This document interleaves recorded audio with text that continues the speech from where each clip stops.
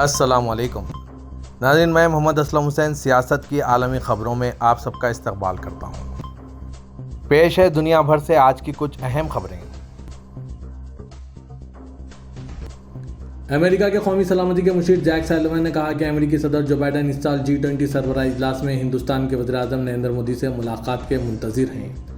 एक press conference में सैलिवन से पूछा गया कि क्या वज़ीर-ए-आज़म मोदी व्हाइट हाउस जाएंगे।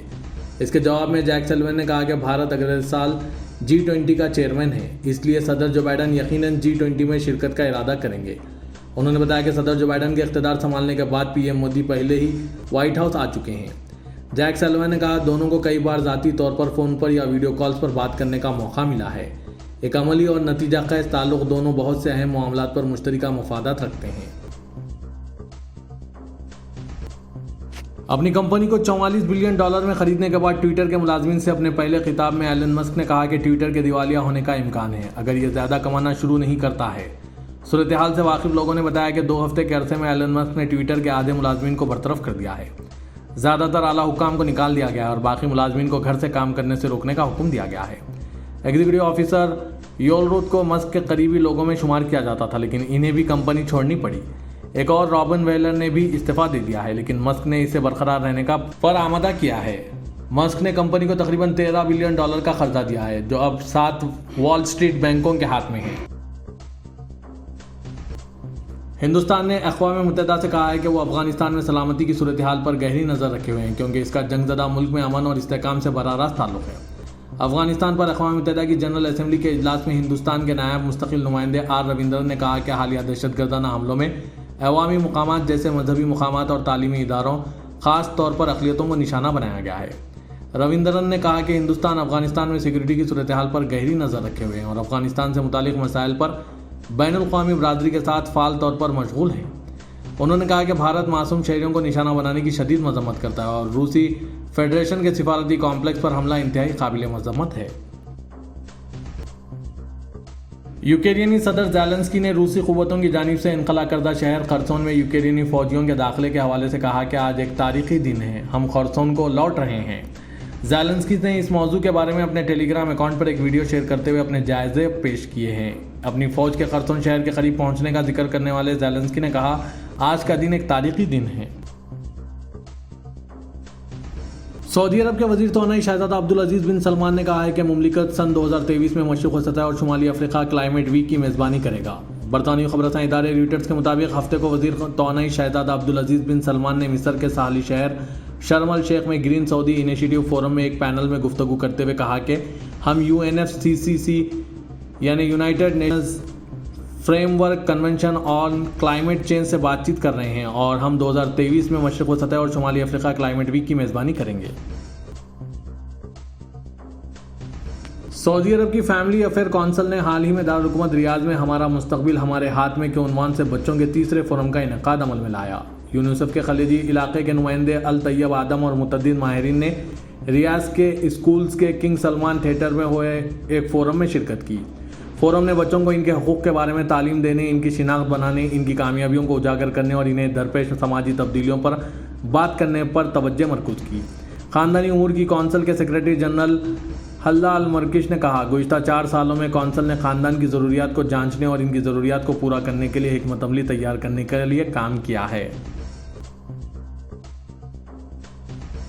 मौसम सरमा और सयाहत के मसरूफ़ मौसम की तैयारी करते हुए विज़ एयर अबू धाबी के मैनेजिंग डायरेक्टर माइकल बिडलोस ने एक इंटरव्यू में अपने सारिफिन को नाकाबिल यकीन डील्स पेश करने के लिए एयरलाइन की जानिब से तैनात किए गए मुतअद्दिद मौसर और माहौल दोस्त तरीक़ों का इंकशाफ किया। उन्होंने कहा कि मुझे लगता है कि एक चीज़ नहीं है, ये पूरा मॉडल है। हम बिलाखिर हवाई सफ़र की लागत को कम से कम करने की कोशिश करते हैं, जो हमारे लिए महफूज और काबिल एतमाद तरीके से काम करने के लिए कम अज़ कम है। मिसाल के तौर पर हवाई जहाज़ में हमारे हरीफों से ज़्यादा नशिस्तें हैं, हम अपने हरीफों से ज़्यादा परवाज़ें करेंगे।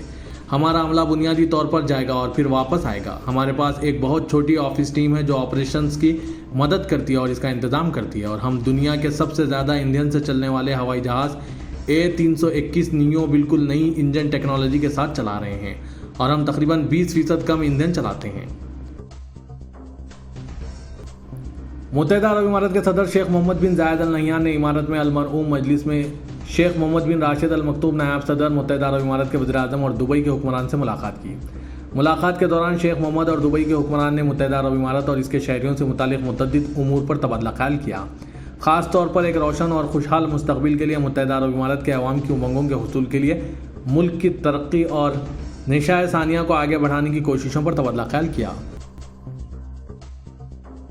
तुर्की के सदर रजब तैयब एर्दोगान का कहना है कि अमेरिका में मिड टर्म इंतखाबात के साथ ही बाज़ मुस्बित खबरें सामने आ रही है। मेरी तमन्ना है कि आइंदा माह खुशखबरियाँ सुनाई दें। IF-16 के मामले को हद दर्जे मुस्बित इस्तकामत पर डालते हैं। जनाब एर्दोगान ने तुर्क मुमलिकतों की तंजीम की 9वीं समिट में उज़्बेकिस्तान में शिरकत के बाद मीडिया के सवालात के जवाब देते हुए अपने जायज़ा पेश किया।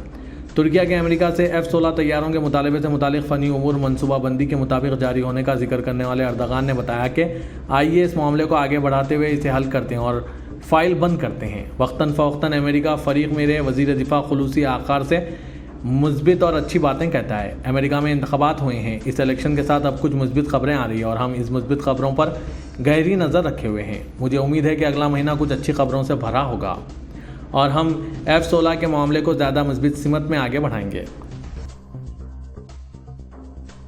हिंदुस्तान की रियासत महाराष्ट्र के मुंबई एयरपोर्ट पर महकमा कस्टम ने बॉलीवुड अदाकार शाहरुख खान को कस्टम ड्यूटी अदा करने पर मजबूर कर दिया।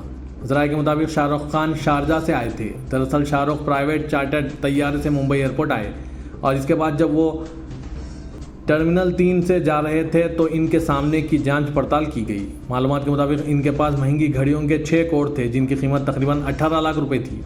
इसके लिए शाहरुख खान को 6,83,000 रुपये की कस्टम ड्यूटी अदा करनी पड़ी, जिसके बाद इन्हें जाने दिया गया। T20 वर्ल्ड कप 2022 के सेमीफाइनल में जब हिंदुस्तान को इंग्लैंड के हाथों शिकस्त का मुंह देखना पड़ा तो कई रद्दअमल सामने आए। पाकिस्तान के वज़ीर-ए-आज़म शहबाज शरीफ ने भी भारतीय टीम पर तंज करते हुए एक ट्वीट किया जो वायरल हो गया। साबिक भारतीय क्रिकेटर इरफान पठान ने शहबाज शरीफ के ट्वीट का जवाब देते हुए इन्हें बोलने से रोक दिया। पाकिस्तान के वज़ीर-ए-आज़म शहबाज शरीफ ने भारत और इंग्लैंड के सेमीफाइनल के बाद ट्वीट किया कि पाकिस्तान और इंग्लैंड इस इतवार को मद्दे मुकाबिल होंगे, लेकिन यहाँ शहबाज शरीफ ने तंज़िया अंदाज में लिखा कि इतवार को 152 बमुकाबला 170 का मैच होगा। दरअसल पाकिस्तान ने गुज़िश्ता साल T20 वर्ल्ड कप में भारत को 10 विकेटों से शिकस्त दी थी और इस साल इंग्लैंड ने भारत को 10 विकेटों से शिकस्त दी थी। शहबाज शरीफ के इस ट्वीट पर इरफान पठान ने लिखा कि आप में और हम में यही फ़र्क है, हम अपनी खुशी और दूसरों के दुख में खुश होते हैं, इसलिए अपने मुल्क को बेहतर बनाने पर तवज्जो दें। इरफान पठान का ये ट्वीट वायरल हुआ और भारतीय मदाहों ने इसकी बहुत तारीफ़ की।